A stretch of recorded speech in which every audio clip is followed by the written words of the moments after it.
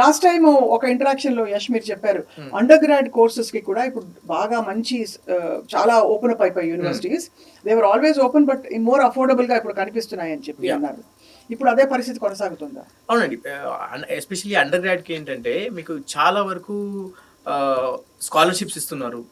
And మీరు ఇండియాలో I cannot compare India, but ఇండియాలో ఒక 20-25 లక్షలు ఖర్చు అవుతుంది ఇప్పుడు పేమెంట్ సీట్ కొనుక్కుంటే బ్యాచిలర్స్కి.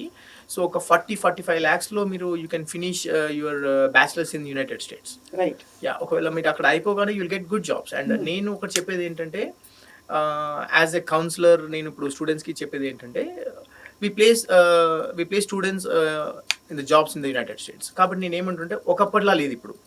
నేను 2006-2008లో వెళ్ళినప్పుడు ఏంటంటే జస్ట్ బేసిక్ స్కిల్స్ అంటే ఎక్సెల్ నేర్చుకొని చిన్న చిన్న టెక్నాలజీస్ నేర్చుకొని H1 మీద వచ్చిన వాళ్ళు కూడా ఉన్నారు అప్పుడు. అండ్ 2012-13 ఆ టైంలో ఏంటంటే టెస్టింగ్ టూల్స్ ఏదో చిన్న చిన్న టూల్స్ నేర్చుకొని జాబ్ కొట్టిన వాళ్ళు కూడా ఉన్నారు. బట్ ఇప్పుడు ఏంటంటే it is very tough. Job market tough ఉంది. అండ్ మంచి కోర్సెస్ నేర్చుకోవాలని చెప్తున్నాను నేను. అంటే ఇప్పుడు artificial intelligence and data science అట్లాంటి కోర్సెస్ నేర్చుకుంటేనే ముందు స్కోప్ ఉంది అని అంటున్నాను.